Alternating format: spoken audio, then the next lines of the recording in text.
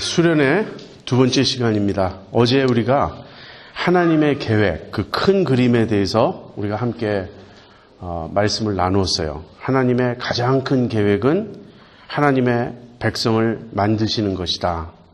그리고 그 하나님의 백성은 그리스도를 통해서 이루어진다는 그 사실을 우리가 배웠습니다. 어제 그 내용과 관련해서 성경 한 두 구절만 우리 보고, 아직 오늘 이제 주제로 들어가기 전인데 성경 한 두 구절만 보겠습니다. 여러분, 요한 1서 1장 1절부터 4절까지 한번 펴보세요. 요한 1서 1장 1절부터 4절.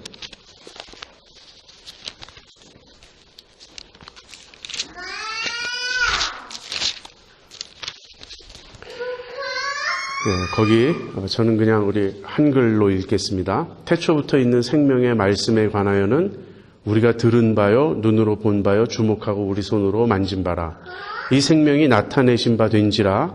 이 영원한 생명을 우리가 보았고 증거하여 너희에게 전하노니 이는 아버지와 함께 계시다가 우리에게 나타내신 바 된 자니라. 우리가 보고 들은 바를 너희에게도 전함은 너희로 우리와 사귐이 있게 하려 함이니 우리의 사귐은 아버지와 그 아들 예수 그리스도와 함께함이라. 우리가 이것을 쓰면 우리의 기쁨이 충만케 하려 함이로라. 이 본문은 우리가 그냥 무심코 읽기가 쉬운데 사실은 굉장히 중요한 본문이에요. 여기 창세 이전의 모습부터 이 역사 속으로 이 하나님이 들어오셔서 또 완성하시고자 하시는, 역사 속에서 성취하시고자 하시는 그 목적이 다 드러나 있습니다. 태초에 누가 계셨냐면 생명이 계셨어요. 이 영원한 생명이 아버지와 함께 계시다가 나타내신 바 되었습니다. 이것이 성육신이에요. 영원한 생명이신 예수님이 아버지와 함께 계시다가 나타나셨습니다. 성육신 하셨어요. 그리고 성육신 하신 그 목적은 무엇이냐면 우리를 그 하나님과 예수님이 누리시는 그 영원한 사랑의 교제 안으로 우리를 초대해 드리시기 위해서, 우리를 끌어들이시기 위해서 오신 거예요. 그 영원한 생명이 나타나신 걸 누가 최초로 보죠? 사도들이 보았어요. 그리고 사도들이 보고서는 그것을 다른 사람들에게 증거했습니다. 그 증거하는 목적은 사귐을 갖기 위해서다. 펠로우십을 갖기 위해서다. 근데 그 펠로우십은 아버지와 그 아들 예수님과 함께하는 펠로우십이다. 다시 말하면 성삼위 하나님 안에 아들과 아버지의 그 깊은 교제, 그 교제를 성령님으로 어거스틴은 보았다고 제가 어제 말씀드렸죠. 그 성삼위 하나님 안에 있는 그 교제, 그 아버지와 아들과 함께하는 그 사귐을 우리가 누리도록 그 사귐에 먼저 들어간 사도들이 우리를 초대하는 거예요. 그래서 이 글을 쓰는 거예요. 이게 뭐죠? 복음을 전파하는 겁니다. 복음을 전파해서 그 복음을 들은 사람들은 성삼위 하나님 안에서 있었던, 성삼위 하나님께서 서로 누리시는 그 사귐, 그 사랑의 교제 안으로 들어가게 되는 거예요. 그 교제 안에 무엇이 있죠? 기쁨이 있어요. 이것이 지금 이 하나님께서 하나님의 백성을 만드셔서 그 하나님의 백성과 함께 누리시고자 하시는 영원한 사랑의 사귐이며 기쁨에 대한 이야기입니다. 한 장 더 읽죠. 요한복음 17장 21절 한번 보세요. 17장 21절. 아버지께서 내 안에 내가 아버지 안에 있는 것 같이 저희도 다 하나가 되어 우리 안에 있게 하사 세상으로 아버지께서 나를 보내신 것을 믿게 하옵소서. 여기 아버지와 예수님이 서로 안에 계시다고 말해요. mutual indwelling이라고 합니다. 이것을 상호 거함이에요. 아버지가 예수님 안에, 예수님이 아버지 안에. 이것은 그냥 어느 한쪽이 다른 쪽 안에 거한다는 표현보다 이렇게 쌍방이 서로 거한다는, 서로 안에 거한다는 이 표현을 쓰는 것은 가장 깊은 연합과 사귐을 보여줍니다. 그래서 아버지와 아들 예수님이 서로 안에 거하시는 그 사귐 안에 저희도 다 하나가 되어 우리 안에 있게 하사. 저희가 누구입니까? 예수님의 제자들과 예수님의 제자들의 증거를 통해서 믿게 된 모든 그리스도인들이에요. 그러니까 우리가 포함돼요. 여러분, 예수님이 여기서 하신 이 기도에 우리가 이미 들어가 있어요. 그래서 우리가 다 하나가 되어 우리 안에 있게 하사. 그러니까 저희가 다 하나가 되어 우리 안에 있게 해서 아버지와 아들의 사귐 안에 우리가 있게 해달라고 예수님이 기도하시는 겁니다. 여러분 아시겠어요? 이것이 하나님이 품으신 목적이고 그 목적을 성취하기 위해서 예수님께서 하시는 일입니다. 자, 그래서 우리가 어제 하나님의 백성을 만드시는 것이 하나님의 가장 큰 계획이라는 이제 그 점을 살펴보았는데, 이 하나님의 그 백성을 만드시는 이 일은 예수님을 통해서 이루어집니다. 근데 그 예수님이 일단 성육신 하시죠. 그래서 아브라함부터 시작되는 그 모든 이스라엘의 역사는 사실은 예수님이 이 세상에 오시게끔 하시려는 그 어떤 통로의 역할을 하는 거예요. 그 다음에 예수님이 성육신하고 오셔서 인간의 몸을 입고 오셨어요. 그리고 예수님의 성육신은 한 번 인간의 몸을 입으시는 것으로 영원히 인간의 몸을 입고 계신 거예요. 이것이 신비입니다. 하나님이 이 세상에서 잠시 인간의 몸을 입고 계시다가 이제 이 인간의 몸을 벗어버리고 예수님이 하나님께로 되돌아가신 게 아니고 한 번 인간의 몸을 입으시고는 영원히 그 인간의 몸을 입고 계신 거예요. 그래서 예수님이 인간으로 내려오신 것은 인간들을 자기 안에 포함하셔서 인간들이 하나님의 아들 되게 하시려는 거예요. 하나님의 아들이 인간이 되신 것은 인간이 하나님의 아들 되게 하시렵니다. 하는 것입니다. 그 성육신이에요. 그리고 그 다음에 이제 성육신으로 인간이 되신 예수님이 십자가를 지시고 우리의 죄를 해결하시고 부활을 통해서 죽음의 문제를 해결하시고 그 다음에 승천하시면서 영광을 얻으심으로써 우리의 신분을 예수님 안에서 함께 상승시키셨습니다. 그래서 지금 승천이 있고 그 다음에 다음 역사적인 큰 사건이 재림이죠. 예수님이 다시 돌아오실 거예요. 그래서 이 승천과 재림 사이에 무슨 일이 진행되고 있습니까? 승천과 재림 사이에 하나님의 백성을 모으시는 이 일이 진행되는 거예요. 이 목적을 위해서 이 재림의 시기가 이제 조절되는 것입니다. 하나님의 백성의 수가 다 차면 예수님 다시 오세요. 예수님 다시 오시면 우리의 몸이 부활함으로써 우리의 구원이 완성되고 그 다음에는 우리의 몸만 부활하는 게 아니라 이 모든 자연이 다 함께 부활하여 새하늘과 새 땅이 되어 그 다음에 하나님이 모든 악과 불의와 죄를 멸하시고 다 없애시고 이제 영원한 그 선의 세상, 영원한 아름다움의 세상을 이루실 것이다. 이것이 성경의 큰 그림이며 이야기입니다. 지금 우리는 그 사이를 지나고 있는 거예요. 승천과 재림 사이에. 그래서 이제 그 승천과 재림 사이에 우리 그리스도인들이 어떻게 살아야 하느냐, 이 문제가 이제 제자도의 문제입니다. 근데 제가 토니 목사님에게 제가 그 제목과 본문을 드릴 때 계획은 믿음, 사랑, 소망 이 세 가지로 제자도를 설명하려는 그런 계획이었어요. 골로새서 1장 4절에서 5절을 보면 그런 이야기가 나와요. 복음이 골로새에 전파됩니다. 그리고 이 복음을 듣고 사람들이 참으로 하나님의 은혜를 깨닫게 돼요. 그 다음에 이 복음이 열매를 맺습니다. 이 참으로 하나님의 은혜를 깨닫게 된 것이 그리스도인이 되는 거죠. 근데 그리스도인이 되어서 그들이 변화된 모습이 이제 복음의 열매예요. 그것이 이제 세상에 널리 전파되게 되었는데 그 복음을 듣고 변화된 그 골로새 사람들의 모습을 믿음, 사랑, 소망으로 요약하고 있는 거예요. 근데 그 믿음은 그리스도에 대한 믿음이라고 소개되고 있습니다. 그리고 사랑은 모든 성도에 대한 사랑이라고 소개되고 있고 소망은 하늘에 쌓아둔 소망이라고 소개되고 있어요. 우리는 고린도전서 13장 13절에 의해서 믿음, 소망, 사랑 이 순서로 더 익숙해져 있는데 이 순서는 성경의 여러 군데에서 조금 뒤바뀌어 나옵니다. 그런데 논리적인 순서는 믿음, 사랑, 소망이 아닌가 그렇게 생각해요. 그래서 믿음은 주님과 우리의 관계예요. 주님과 우리의 관계를 믿음이라고 부릅니다. 우리가 주님을 신뢰하고 순종하고 주님을 따라 사는 것. 그게 제자도의 한 중요한 측면이죠.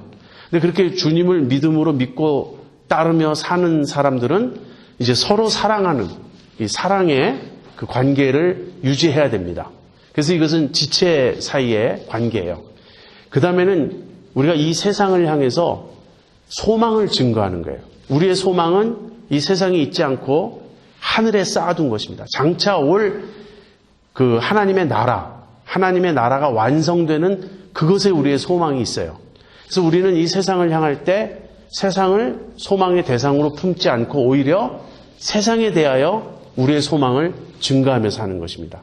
그래서 믿음, 사랑, 소망, 그리고 믿음은 주님과의 관계니까 예배라고, 월십이라고 우리가 제목을 붙이고, 그 다음에는 사랑은 우리 지체와의 관계니까 펠로우십이라고 제목을 붙이고, 세상에 대해서는 미션이라고 우리가 나아가서 해야 할 어떤 일이 있다는 것을 이렇게 표현합니다. 그래서 믿음, 사랑, 소망, 월십, 펠로우십, 미션, 이 구조로 제가 제자도를 설교할 계획이었어요. 그러면서 동시에 요한복음에 예수님 자신이 제자됨에 대한 말씀을 하십니다. 예를 들어서 요한복음 8장 31절에 보면 너희가 내 말에 거하면 참으로 내 제자가 될 것이다. 이렇게 말씀하세요. 또 요한복음 13장 34절, 35절에 보면 새 계명을 너희에게 주노니 서로 사랑하라. 내가 너희를 사랑한 것 같이 너희도 서로 사랑하라. 너희가 서로 사랑하면 이로써 모든 사람이 너희가 내 제자인 줄 알리라. 그래서 주님의 말씀 안에 거하는 것이 제자됨의 한 요건이고요. 우리가 서로 사랑하는 것이 또 제자됨의 한 요건입니다. 요한복음 15장 8절에는 너희가 과실을 많이 맺으면 너희가 내 제자가 될 것이요. 그래서 열매 맺는 삶도 또 그런 것 중에 하나예요.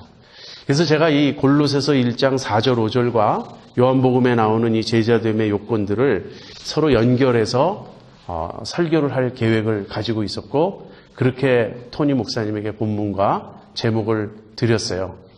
그런데 이제 곰곰이 이 수련회를 위한 준비를 하다가 제자도에서 가장 중요한 어떤 한 가지 점을 강조하고 싶어서 제가 좀 구조를 바꿨습니다. 그래서 믿음, 사랑, 소망은 언제 기회가 있으면 다시 하기로 하고, 제자도의 세 중요한 요소로서 말씀과 성화와 증거, 이 세 가지를 다루려고 해요. 여전히 요한복음에 예수님이 말씀하신 제자됨의 요건은 관련이 있습니다. 그래서 요한복음을 한쪽 축으로 삼고, 그 다음에는 이쪽에 말씀, 성화, 증거라는 이 주제를 또 한 축으로 삼아서 이제 제자도의 그 몇몇 측면들을 함께 생각해 보려고 합니다. 예수님이 오셨어요. 그 예수님이 오셔서 하나님의 백성을 만드시는 일을 하시는데, 예수님 자신이 하신 일은 무엇이냐면 우리의 죄의 용서함의 근거를 마련하고 우리에게 새 생명을 주시고 우리의 신분을 변화시킬 수 있는 근거를 마련하시는 거예요. 그것이 십자가와 부활과 승천입니다. 그런데 이 일은 성령님을 통하여 모든 사람들에게 적용이 돼야 돼요. 그래서 이 적용이 되는 이 측면, 복음을 듣고 믿고 그렇게 해서 이제 예수님이 완성하신 그 사역에 우리가 동참하게 되고 그 다음에 하나님의 백성이 되는 것이죠. 그러면서 그 하나님의 백성 되는 자들은 단순히 예수님이 이루어 놓으신 우리의 구원을 위한 그 놀라운 일들의 유익을 얻는 것뿐 아니라 예수님과 하나가 되는 것입니다. 예수님과 연합해서 예수님과 하나가 되고 이제는 예수님을 따라 사는 그런 자들이 되는 거예요. 그래서 이것이 제자도입니다. 제자도란 무엇이냐? 어렵게 생각할 거 없고요. 예수님을 믿고 따르는 것, 그것이 제자도예요. 그래서 우리가 그냥 신앙생활 한다 이렇게 말할 때 신앙생활의 한 부분이 제자도가 아니라 신앙생활 전체가 제자도인 거예요. 구약의 유대인들은 그냥 하나님을 믿었습니다. 그러나 신약의 우리 그리스도인들은 이제부터는 예수님을 통해서 하나님을 믿는 거예요. 하나님은 어떤 분이시냐? 이렇게 질문할 때 우리의 대답은 우리 주 예수 그리스도의 아버지시다. 이것이 우리의 답이에요. 그래서 이제 예수님을 믿고 따르는 이것이 제자도라면 그 예수님을 믿고 따르는 그 신앙생활의 핵심 요소들은 무엇일까? 네, 가장 중요한 것, 제일 먼저 와야 될 것은 말씀입니다. 여러분, 요한복음 13장 13절부터 15절에 이런 말씀이 있어요. 너희가 나를 선생이라 또는 주라 하니 너희 말이 옳도다. You call me teacher and Lord and rightly so. 내가 그러하다. 내가 주와 또는 선생이 되어 너희 발을 씻겼으니 너희도 서로 발을 씻기는 것이 옳으니라. 내가 너희에게 행한 것 같이 너희도 행하게 하려 하여 본을 보였노라. 우리가 예수님을 주님 또는 선생님 이렇게 부른다고 예수님 말씀하십니다. 그리고 그렇게 부르는 것이 옳다고 예수님이 인정을 하셨어요. 여러분, 제자라는 말, disciple이라는 말의 가장 두드러진 의미는 무엇이냐면 배운다는 거예요. 배우는 자, learner라는 뜻입니다. 여러분, 우리가 예수님의 제자다 이 말 할 때는 예수님으로부터 배우는 것입니다. 예수님으로부터 배우지 않는 자는 예수님의 제자가 아니에요. 그래서 우리가 예수님을 믿고 따른다고 말할 때는 1차적으로 예수님으로부터 배워야 됩니다. 그런데 이 배우는 것은 단순히 지적인 그런 배움이 아니에요. 예를 들어서 우리가 대학에 가면 교수님들이 계십니다. 우리가 그 교수님들의 강의를 듣고 어떤 지식을 배우죠. 지금 그런 관계가 아니에요. 예수님과 우리의 관계는 학생과 교수의 그런 관계가 아니에요. 그래서 예수님이 선생이실 뿐 아니라 주님이시라고 또 자기 자신을 말씀합니다. 단순히 예수님에게 배우는 게 아니라 예수님으로부터 배운다는 말은 그 배운 것을 순종한다는 말이 포함되어 있어요. 그래서 따른다는 의미가 포함되어 있습니다. 배운다는 말에는 예수님으로부터 듣고 가르침을 받을 뿐 아니라 그 가르침에 순종해서 따라가는 것이 포함되어 있습니다. 이것이 제자도의 핵심 아닌가요? 예수님을 믿고 따른다는 말은 예수님에게 배우고 그 가르침에 순종한다는 그 말 아닌가요? 그래서 이것을 제외하면 제자도는 없습니다.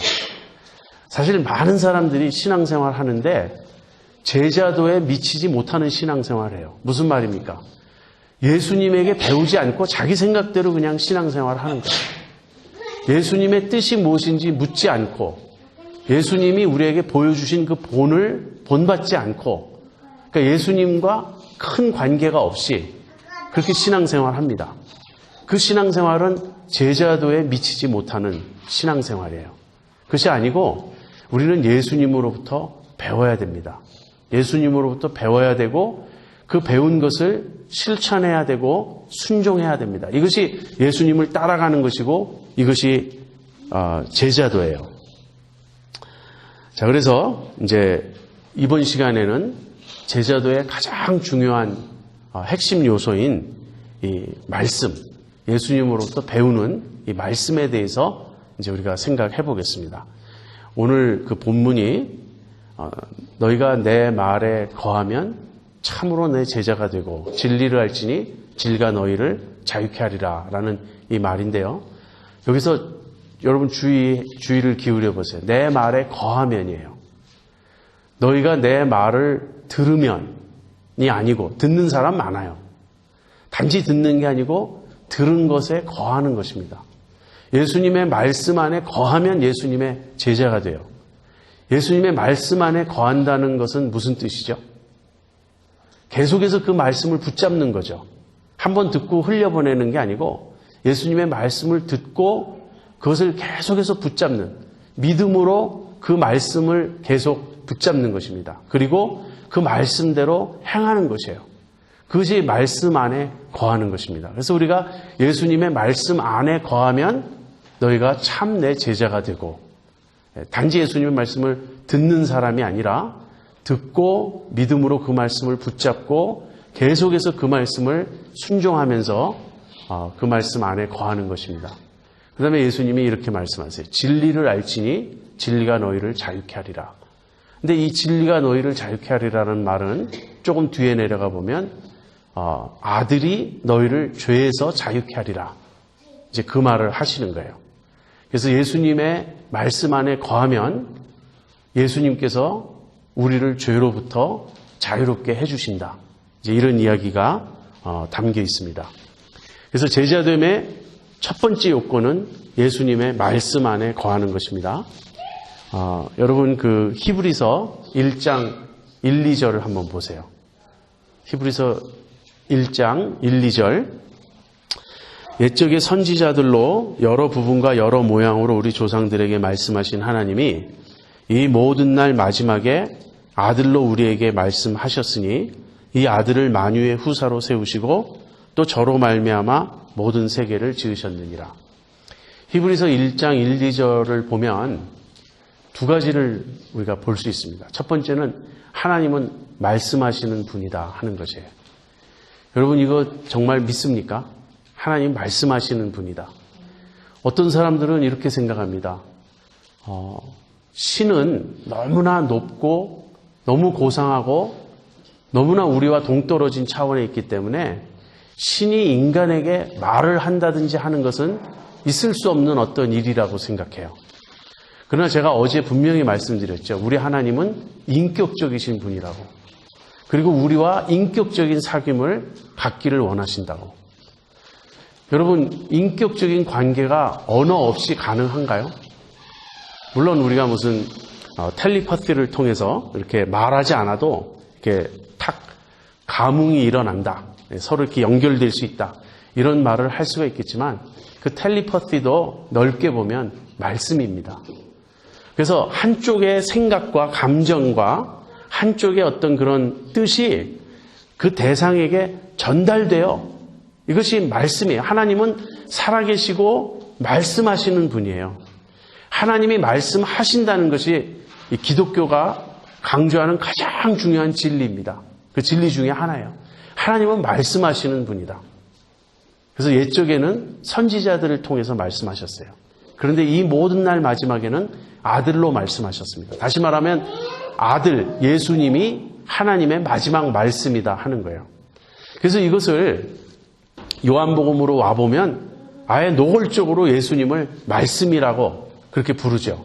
태초에 말씀이 계시니라. 아까 요한 1서에서는 태초에 생명이 계시니라 그랬어요.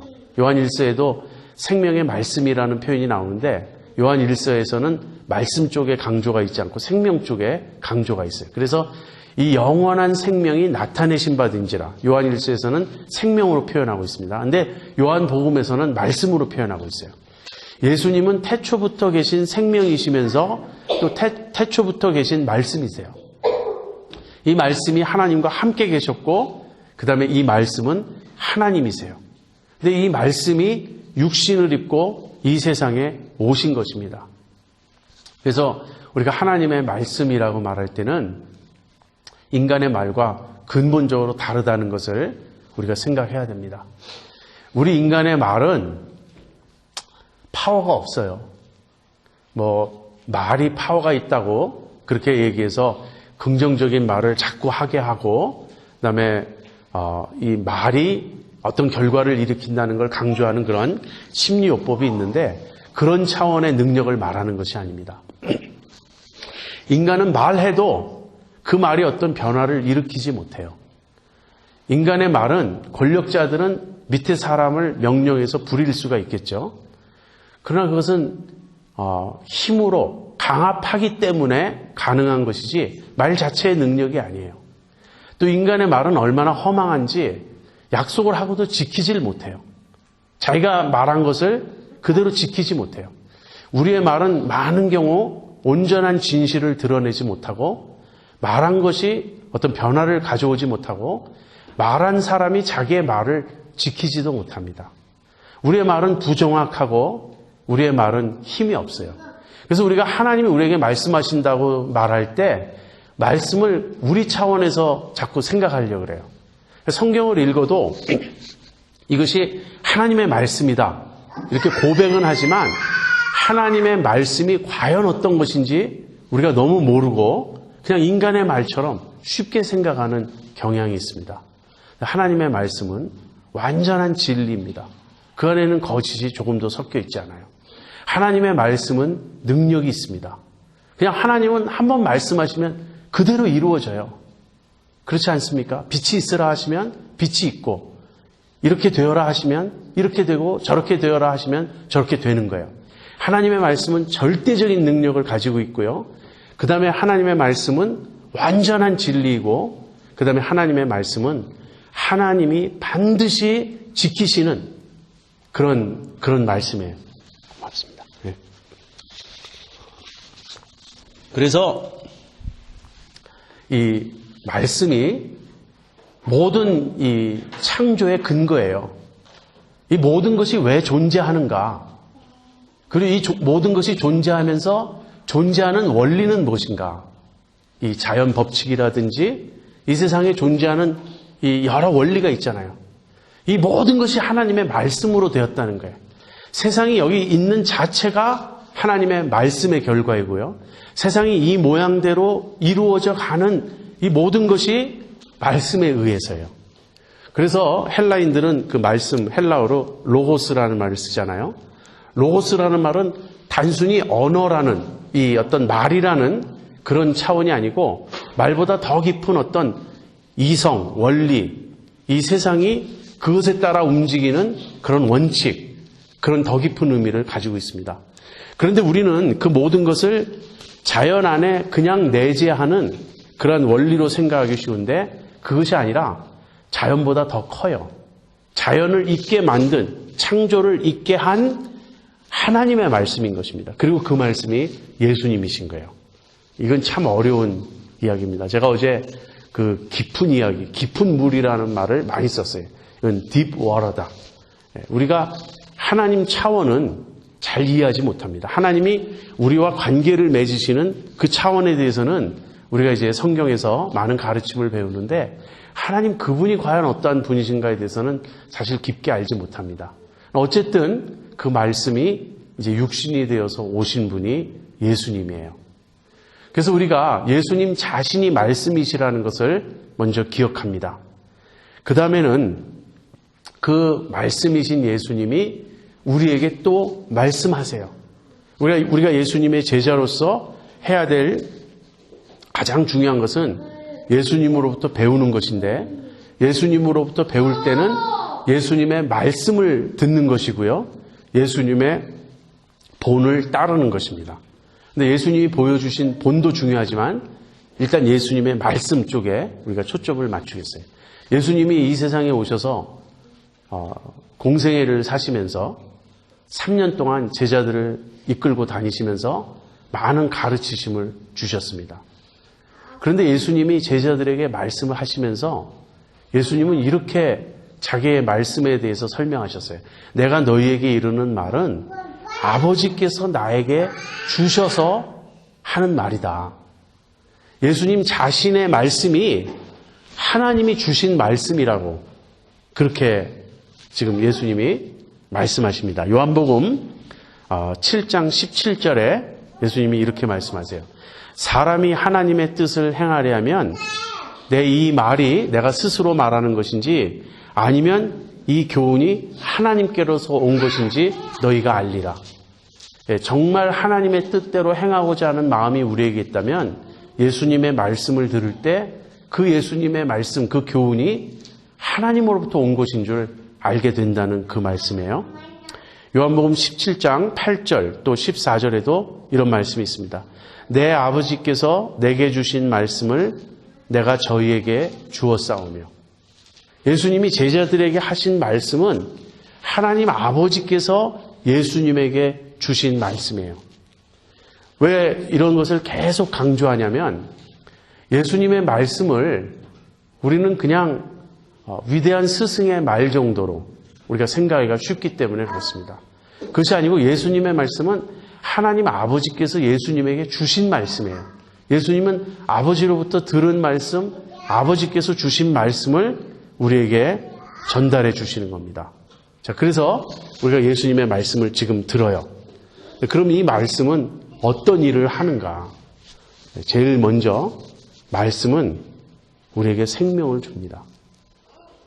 여러분, 우리가 그리스도인이 된다는 말은 무슨 말이죠? 우리가 믿는 거죠. 근데 이 믿는 게 단순히 지적인 이해를 가리키지 않습니다. 그런 믿음이 구원 얻는 믿음이 아니에요. 여러분, 내가 예수님을 믿습니다. 믿고 구원 얻었습니다. 라고 말할 때 그 믿는다는 말은 그냥 intellectual assent가 아니에요. 내가 지적으로 동의하는 것이 아니에요. 왜 그렇죠? 그런 정도의 믿음은 귀신들도 가지고 있어요. 예수님께서 가버나움 회당에 들어가셨을 때 사역 초기에 갈릴리 사역 초기에 가버나움 회당에 들어가셨을 때 예수님이 누구신지 알아본 사람이 딱 하나 있었어요. 거기에 제자들도 예수님을 정확히 몰랐고 거기 앉은 모든 사람이 몰랐는데 딱 한 사람이 알았어요. 누구냐? 귀신 들린 사람이에요. 예수님을 보더니 지극히 높으신 하나님의 아들 예수여, 왜 이곳에 오셨습니까? 우리를 멸하러 오셨습니까? 당신과 내가 무슨 상관이 있나이까?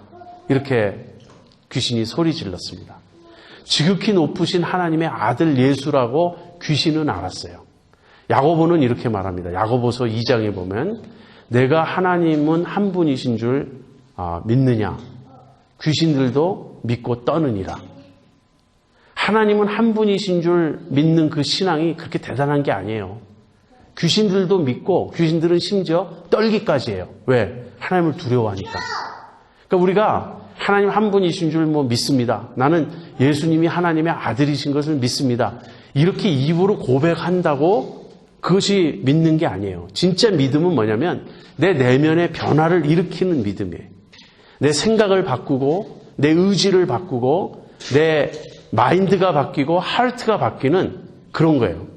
그런 믿음을 무엇이 일으켜냅니까? 여러분, 그런 믿음은 말씀이 일으키는 거예요. 말씀이 우리에게 믿음을 주시고 그 다음 우리에게 생명을 주시고 그러는 것입니다.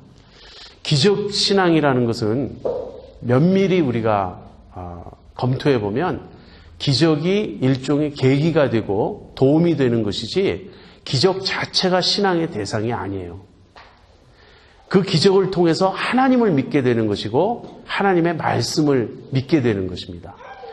기적이 어떤 기적이 일어났다. 그 기적이 사실이라는 것을 보았다 그래서 그것이 곧 믿음은 아닌 것입니다. 우리가 성경을 읽어보면 예수님의 기적을 경험한 그 수많은 사람들이 예수님 믿지 않았어요.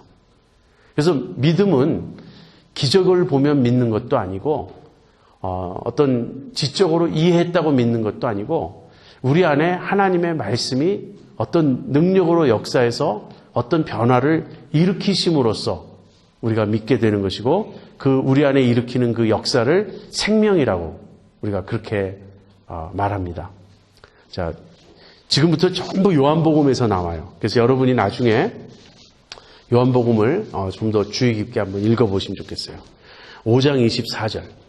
내가 진실로 진실로 너희에게 이르노니 내 말을 듣고 또 나 보내신 이를 믿는 자는 영생을 얻었고 심판에 이르지 아니하나니 사망에서 생명으로 옮겼느니라. 예수님의 말씀을 듣고 하나님을 믿으면 영생을 얻는다고 주님 말씀하십니다. 그럼 제가 아주 좋아하는 구절인데요. 요한복음 5장 25절에 이런 말씀이 있어요. 죽은 자들이 하나님의 아들의 음성을 듣는 때가 오나니 곧 이때라. 듣는 자는 살아나리라. 죽은 자들이 하나님의 아들의 음성을 들을 때가 오나니 곧 이때라. 듣는 자는 살아나리라. 저는 이 구절이 제 그 말씀 사역의 어떤 주제 구절이에요. 설교란 무엇인가? 말씀을 전하는 것이란 무엇인가? 이렇게 제가 고민할 때 저는 이 구절을 생각합니다. 하나님의 말씀을 선포해서 영적으로 죽은 자들이 그 말씀을 듣고 살아나게 되는 것. 여러분, 죽은 자들은 육체적으로 죽은 자를 가리키는 게 아니에요. 여기서는 지금 영적으로 죽은 자들을 가리킵니다. 근데 이 영적으로 죽은 자들이 하나님의 아들의 음성을 들을 때가 와요. 근데 곧 이때라. 지금 예수님이 말씀하고 계시잖아요. 이 말씀을 듣는 것이 죽은 자들이 하나님의 음성을 지금 듣는 거예요. 근데 듣는 자는 살아나리라. 여기에 대한 아주 좋은 일러스트레이션이 있어요. 무엇이냐면 죽은 나사로를 살리신 거예요. 나사로가 무덤 속에 있죠. 죽은 지 4일 됐다고 그랬어요. 그런데 예수님이 나사로야 나오라 외치시자 죽은 나사로가 나왔습니다. 예수님의 이 말씀은 생명의 말씀이고 죽은 자를 살립니다. 여러분, 우리가 예수님 믿고 생명을 얻게 된 것은 예수님의 말씀을 들었기 때문이에요. 예수님이 말씀하신 것을 내가 어느 순간에 들은 것입니다. 그 어느 순간이 어떤 순간일까요? 성경 공부를 통해서일 수도 있고 목사님 설교를 통해서일 수도 있고 여러분이 신앙서적을 읽다가일 수도 있고 아니면 친구의 전도를 듣다가일 수도 있어요.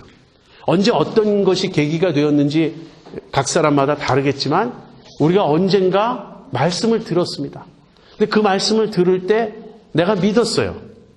처음 믿는 이 과정은 사실은 굉장히 이렇게 밋밋해요. 많은 경우 밋밋해요. 큰 부흥의 시기에는 막 사람들이 놀라운 변화를 그 순간에 경험하면서 믿게 되는 그런 경우가 많지만 요즘 같은 때는 언제 믿었는지도 모르게 믿는 거예요. 그런데 언제 믿었는지도 모르게 믿고 있는데 그 믿음의 증거는 무엇이냐면 내 안에 생명이 약동하고 있다는 거예요. 예수님의 생명을 내가 누리고 있다는 거예요. 그 말씀이 나를 살렸어요. 죽은 나를. 그래서 예수님의 말씀은 생명의 능력이 있습니다. 요한복음 6장 63절 68절에 이런 말씀이 있습니다. 예수님이 내가 너희에게 이른 말이 영이요 생명이다. 오병이어 기적을 행하신 후에 많은 사람들이 예수님을 따랐지만 그들은 예수님이 떡을 주신 것을 이렇게 좋아서 따른 거예요. 그러니까 예수님을 임금 삼으면 먹는 문제는 해결되겠구나. 근데 예수님은 자기를 따라오는 그 군중들에게 너희가 썩는 양식을 위하여 일하지 말고 썩지 아니할 양식을 위하여 일하라. 썩지 아니할 양식은 무엇입니까? 예수님 자신이에요. 예수님이 내 몸은 참된 양식이요 내 피는 참된 음료로다. 뭐 이런 말씀 하시니까 이제 사람들이 이 말씀은 이해하기 어렵다. 그리고 다 떠납니다. 그래서 제자들에게 너희도 떠나려느냐? 이제 그랬을 때 베드로가 대답하죠. 영생의 말씀이 주께 있사오매 우리가 뉘게로 가리까. 그리고 예수님이 내가 너희에게 이른 말이 영이요 생명이다. 그래서 우리가 기억해야 될 것은 이 예수님의 말씀이 생명이라는 거예요. 이것이 영생의 말씀이라는 거예요. 또 요한복음 8장 51절에는 사람이 내 말을 지키면 죽음을 영원히 보지 아니하리라. 첫 번째로요. 여러분 말씀이 생명입니다. 예수님의 말씀이 생명이에요. 우리가 예수님으로부터 무엇을 배운다고 말할 때 우리가 배우는 것이 어떤 지식을 배우고 어떤 교훈을 듣고 도덕적인 가르침을 듣고 하는 이런 것 이전에 죽은 내가 살아나고 내가 생명을 얻고 내 눈이 열리고 하는 이런 역사예요. 중생의 역사, 거듭남의 역사, 생명을 얻는 역사. 이것이 말씀을 통해서 일어납니다. 그리고 말씀은 그래서 영의 양식이에요. 사람이 떡으로만 사는 것이 아니요 하나님의 입에서 나오는 모든 말씀으로 산다. 이것을 우리는 믿습니다. 여러분의 신앙을 여러분이 그 단어를 들었는지는 모르겠지만 복음주의 신앙이라고 부릅니다. Evangelical Faith예요. 우리가 가지고 있는 이 신앙은 이 Evangelicalism이라고 하는 이 신앙은 천주교하고 좀 다르고 이 리버럴과도 다릅니다. 그리고 사실 미국의 이 메인스트림, 메인라인 디나미네이션하고도 많이 달라요. 그런 쪽의 신앙과 이제 우리가 지금 이렇게 갖고 있는 신앙의 가장 두드러진 차이가 무엇인지 아십니까? 뭐 많은 부분에서는 비슷합니다. 다 기독교니까. 그러나 이 복음주의는 가장 중요한 것은 종교개혁의 어떤 정신을 이어받은 것인데 솔라 스크립투라예요. 오직 말씀으로. 이 말씀이 생명이고 이 말씀이 진리고 말씀이 절대적이라는 이 신앙 위에 우리가 서 있습니다. 그래서 교회 전통이나 인간의 이성이나 여러 가지 그 어떤 뭐 소위 말하는 성령 체험이나 그런 것들보다 언제나 말씀으로 돌아와요. 이 말씀이 생명이다. 그래서 이 말씀을 받아들이지 않는 자는 어떻게 됩니까? 심판을 받게 됩니다. 유대인들은 말씀을 받아들이지 않았어요. 너희가 내 말을 들을 줄 알지 못함이로다.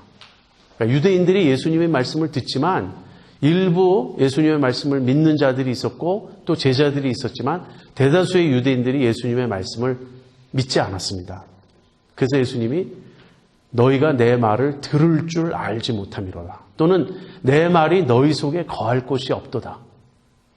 그게 유대인의 문제였어요. 그리고 지금도 세상의 문제입니다. 세상이 예수님의 말씀을 들을 줄 몰라요. 예수님의 말씀을 그 안에 받을 자리가 없어요. 내 말이 너희 속에 거할 공간이 없다. 그런데 그 말씀을 들은 자는 살아나는 것입니다. 그 다음에 말씀은 또 예수님이 이렇게 말씀하셨어요. 요한복음 12장 48절에 내가 한 그 말이 마지막 날에 너희를 심판할 것이다. 여러분, 예수님의 말씀이 사람들을 심판합니다.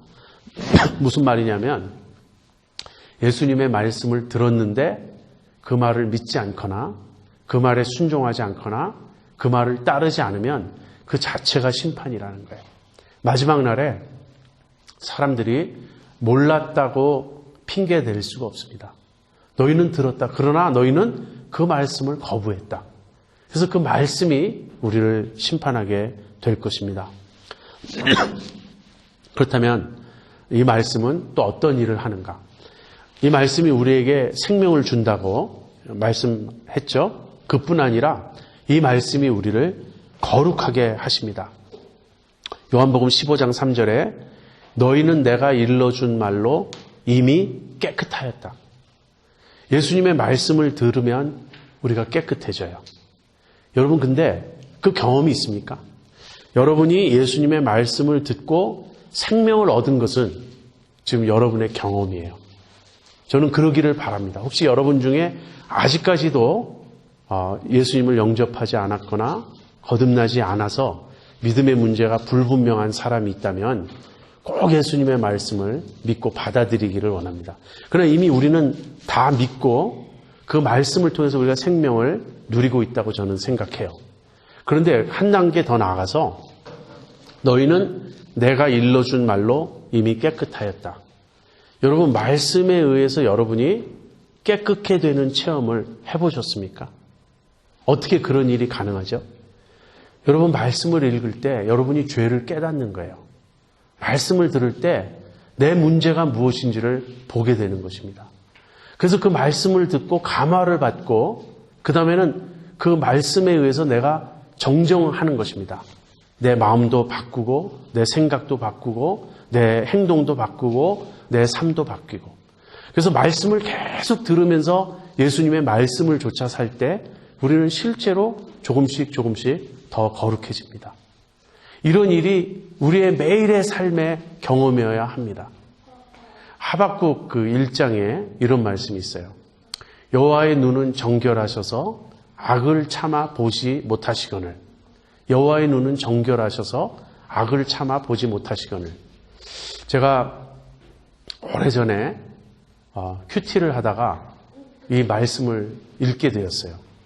근데 이 말씀이 오랫동안 제 머릿속에 이렇게 박혀가지고 이렇게 맴맴 도는 거예요. 여호와의 눈은 정결하셔서 악을 참아 보지 못하시거늘. 제가 주님을 조금씩 더 깨달아가고 주님을 조금씩 더 배워감에 따라 주님의 말씀을 조금씩 더 들어감에 따라 나에게 일어난 변화는 무엇이냐면 악이 점점 더 분명해져요. 무엇이 악인지, 무엇이 죄인지, 무엇이 하나님이 기뻐하지 않으시는 일인지 알게 돼요. 그것이 바깥의 문제가 아니에요. 이 세상을 보면서 다른 사람을 보면서 저건 죄다, 저건 악이다 그 말하는 게 아니고 내 속에 있는 죄를 내가 보기 시작하는 거예요. 내 속에 있는 시기심, 내 속에 있는 교만함, 내 속에 있는 다른 사람을 무시하는 태도 또는 나 잘났다고 뻐기는 태도, 내 속에 있는 게으름, 내 속에 있는 비겁함, 내 속에 있는 위선, 이런 거 하나하나가 여호와의 눈은 정결하셔서 내 마음을 꿰뚫어 보신다는, 악을 참아보지 못하신다는 그 말씀이 바로 내 마음을 살피고 있는 것을 제가 느끼는 거예요. 그래서 그렇게 지적을 받을 때마다 제가 회개하고 자백하고 버리게 됩니다. 의식적으로 그런 일을 하지 않아도 야, 이것이 죄구나라고 깨닫는 순간 거의 그 일이 일어나요. 그래서 말씀을 계속 듣다 보면 나도 모르게 바뀌어 있는 것입니다. 그 말씀을 그냥 지적으로 이해하고 듣는 사람들, 그럼 바뀌지 않아요. 이건 참 위험해요. 저는 이제 이런 생각을 하는데, 목회자로서 이제 말씀을 가지고 사람들을 훈련도 하고 도와주기도 하고 가르치기도 합니다. 그래서 제가 제 머릿속에, 제 마음속에 이 말씀이 저장돼 있어요. 중요한 주제와 그에 관련된 성경 구절들, 어떤 그 가르침의 내용들, 이런 것을 자꾸 정리해서 이제 이런 경우에는 이 말씀으로, 저런 경우에는 저 말씀으로 내가 가르치고 이끌어야 된다. 이제 이렇게 생각하죠. 그래서 이거를 어떻게 비유하냐면, 마치 한약방에 가보면 그 조그만 박스들이 뭐 수십 개인지 막 100개 이상 있는 그 장이 있죠. 그 장마다 다 약초가 있어요. 이름이 다 적혀 있어요. 근데 한의사가 이제 진맥을 하고 모든 걸 살핀 후에 이 사람에게 필요한 약을 지어줍니다. 근데 이 약을 지어줄 때 그 약초가 담긴 그 서랍들을 열어서 다 달아가지고 이 사람의 증상에는 요러요러한 약초가 도움이 될 것이다. 그렇게 해서 그 약을 해가지고 이렇게 싸서 주면 그 사람이 집에 가서 달여가지고 그걸 먹죠. 저는 그런 생각을 하는 거예요. 어떤 분을 볼 때 이분이 지금 저하고 상담할 때 이분에게 내가 가지고 있는 약초 담은 그런 장에서 무엇을 열어서 이렇게 배합해서 줘야 될까? 자, 그런데 약초가 말을 듣지 않아요. 무슨 말입니까? 제가 일러주는 성경 구절을 다 알아요, 이미. 그거 다 압니다, 목사님. 그런데 그 성경 구절이 힘을 발휘하지 못해요. 어떤 사람에게는 그 성경 구절을 하나 가르쳐주면 목사님, 그런 말씀이 있었나요? 그리고 그 말씀이 너무너무 귀해서 그 말씀을 붙잡고 집에 가서 그 말씀을 또 생각하고 암송하고 묵상하고, 그래서 그 말씀이 그 사람 안에 역사를 일으키고 그 사람을 변화시키고, 그 사람이 지금 실망해 있으면 위로하고 힘을 주고, 그 사람이 교만해 있으면 낮아지게 만들고, 그 사람이 믿음이 없으면 믿음을 주고, 아무튼 이런 말씀이 그 역사해야 되는데 그런 경우가 있어요. 그런 경우는 목사님, 그때 목사님 가르쳐 주신 말씀이 저에게 큰 위로와 도움이 되었습니다. 이렇게 이제 말하는 분들이 있는데, 어떤 분들은 그거 다 안다는 거예요. 제가 성경 구절 인용하려고 그러면 무슨 구절이요? 저거 다 압니다. 그런데 여러분, 말씀이 역사하지 않아요. 이게 얼마나 위험한 상태인지 압니까? 약을 너무 함부로 쓰면 약에 뭐가 됩니까? 약이 아무튼 너무 익숙해져 버려가지고 약이 힘을 발휘하지 않아요. 여러분, 하나님의 말씀을 함부로 듣게 되면 무감각해집니다. 이거 굉장히 위험한 거예요. 여러분, 하나님의 말씀으로도 내면을 변화시키지 못하면 도대체 무엇이 변화시킬 수 있겠어요?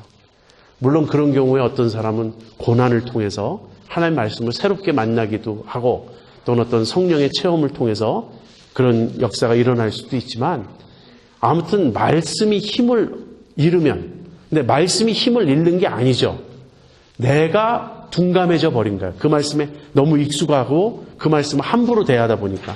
그래서 내가 둔감해져 버리면 말씀이 더 이상 나에게 작용하지 않게 되면 우린 소망을 잃어버리는 겁니다. 굉장히 위험한 거예요.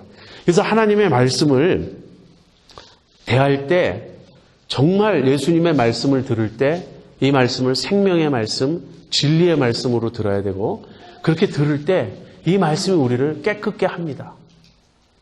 여러분, 이제 제가 오늘 저녁에 성화에 대해서 말을 할 거예요. 그리고 내일 오전에는 증거에 대해서 말을 할 거예요. 그리스도인은 어떻게 성화가 이루어지는가, 여기에 대해서 천주교는 여러 영성 훈련을 말하죠. 고독이 필요하다, 침묵이 필요하다, 금식이 필요하다. 성경을 읽을 때 어떤 렉티오 디비나라는 그런 방법을 써봐라. 그 중에 좋은 것도 있고 그렇습니다. 근데 여러분, 우리 복음주의 영성에서는요, 처음부터 끝까지 말씀이 최고 중요해요. 사람은 어떻게 변화되는가? 사람은 어떻게 영적으로 성숙해 가는가? 어떻게 더 영적인 사람이 되어 가는가? 말씀입니다. 성령의 역사도 복음주의에서는 말씀을 통해서 일어나는 성령의 역사를 강조해요. 우리 그 기독교 역사를 되돌아보면 큰 부흥의 시기들이 있었습니다. 하나님께서 정말 놀랍게 강력하게 역사하셔서 엄청나게 많은 사람들이 변화되는 그런 때가 있었어요. 그런 때마다 가장 두드러진 특징이 무엇인지 아십니까? 말씀이에요. 말씀이 역사하기 시작하면 그 말씀이 사람들을 변화시킵니다. 예수님은 요한복음 17장 17절에서 이렇게 기도하십니다. 저희를 진리로 거룩하게 하옵소서. 아버지의 말씀은 진리니이다. 여러분, 우리가 어떻게 하나님의 거룩한 백성이 됩니까? 말씀을 통해서요. 진리로 거룩하게 되는데 무엇이 진리냐면 하나님의 말씀이 진리입니다. 그래서 저는 여러분에게 제자도를 이제 말씀드리면서 제자도의 가장 중요한 요건, 핵심 요소는 무엇이냐? 말씀이다. 이것을 강조하고 싶습니다. 여러분이 옛날에 그 내비게이터 그 성경 공부 교재에서 읽었나 하는 말인데요. 이런 말이 있더라고요. 손에 성경을 들고 있고 마음에 성령님을 모신 자는 필요한 모든 것을 가진 자다. 정말 그래요. 우리 예수님 믿는 사람들은 하나님의 말씀만 있으면 우리는 광야에서, 골방에서, 사막에서 그 어떤 곳에서도 거기서 우리는 살 수 있어요. 이 말씀이 우리에게 생명을 주고 이 말씀이 우리를 인도하고 이 말씀이 우리를 붙드십니다. 여러분, 예수님의 제자로서 산다는 건요, 무엇보다도 가장 중요하게 예수님의 말씀을 듣는 거예요. 예수님이 마르다와 마리아에게 그렇게 말씀하셨죠. 마르다는 예수님을 어떻게 대접할까? 거기 지금 신경을 막 쓰고 있습니다. 그런데 마리아는 예수님 말씀을 듣기 위해서 그 앞에 이렇게 쭈그리고 앉아 있었어요. 그러니까 마르다가 속상하죠. 내 동생에게 나 좀 도와주라고 말씀하십시오. 그때 예수님이 마리아는 좋은 걸 취했다. 그러면서 마리아 편을 들어주셨어요. 그런데 여러분, 목사로서 저는 이 장면을 굉장히 잘 이해할 수 있습니다. 한 번은 제가 이제 부목사로 있던 어떤 교회에서 그 목사님과 저희 부목회자들과 이렇게 몇 분이 우리 이제 팀으로 자주 갑니다. 목회자가 여러 사람이 있으니까 이제 어느 집에 신방을 갔어요. 근데 그 집에 이제 주부와 이제 어머니, 또 어머니가 이제 자기 언니, 그러니까 이모를 모셔와가지고 이제 대접을 하는 건데 너무나 음식을 엄청나게 차리는 거예요. 정성을 다해서 대접을 하려고 합니다. 그런데 지금 예배를 드리자고 말씀을 나누려고 하는데 전혀 관심이 없어요. 지금 저 국이 끓는지 저 찌개를 꺼야 되는지 거기에만 온통 신경이 써 있어서 건성으로 있다가 중간에 또 나갔다 들어오고. 그래서 우리가 아무 말은 안 했지만 이 목회자들 표정이 다 동일했습니다. 참 이렇게 씁쓸한 거예요. 밥이 그렇게 중요한 게 아니죠. 지금 우리가 잘 먹자고 온 게 아니거든요. 이 가정에 정말 필요한 말씀을 나누려고 온 건데 하나님의 말씀에 관심이 없다. 여러분, 설교자가 설교할 때 내가 얼마나 설교를 잘하느냐 그걸 알아달라는 게 아니에요. 우리가 전하는 이 하나님의 말씀을 귀 기울이지 않는 사람을 보면 우리가 솔직히 어펜드 당합니다. 하나님의 말씀을 이렇게 소홀히 할 수 있을까? 그런데 누군가가 하나님의 말씀을 전심으로 듣고자 하고 하나님의 말씀을 사모하면 그보다 더 큰 기쁨이 없어요. 마르다도 있어야 되겠죠. 우리가 굶을 수는 없으니까. 그러나 왜 다 같이 예수님 말씀을 먼저 듣고 식사는 좀 간단하게 하면 안 됐을까요? 여러분, 마르다보다 마리아가 주님의 마음을 더 기쁘시게 한 것 틀림없는 사실이에요.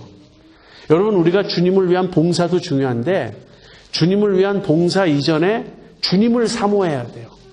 주님을 사모하지 않고 봉사, 활동 이런 거에 먼저 마음이 쓰이면 주님은 섭섭하시다고요. 나하고 시간을 보내자. 내가 나에게 좀 더 관심을 갖기를 원한다. 근데 주님에게 관심을 쏟을 때, 주님에게 우리가 이렇게 집중하고 주님과 사귐을 갖고자 할 때 그 매개체가 무엇이죠? 우리가 주님을 바라본다고 할 때 주님의 초상화를 바라보는 겁니까? 예수님의 초상화는 다 가짜죠. 누가 예수님의 모습을 압니까? 그냥 화가가 상상해서 그렸거나 아니면 어떤 엉뚱한 사람 모델로 세워놓고 그린 거죠. 그러니까 뭐 예수님의 초상화를 보면서 예수님과 교제하는 게 아니에요. 어떤 분은 찬송을 통해서 예수님과 교제하는데 찬송의 그 가사가 중요한 거죠. 그 가사가 예수님의 말씀, 하나님의 말씀일 경우 그 말씀을 묵상하게 되는 겁니다. 찬양을 통해서 말씀을 묵상하는 거예요.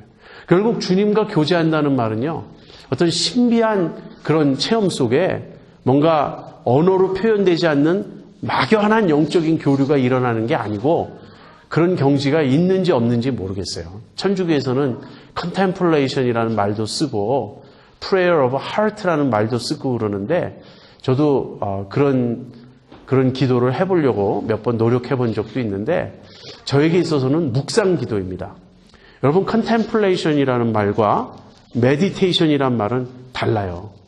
성경을 읽어보면 meditate 하라고 돼 있어요.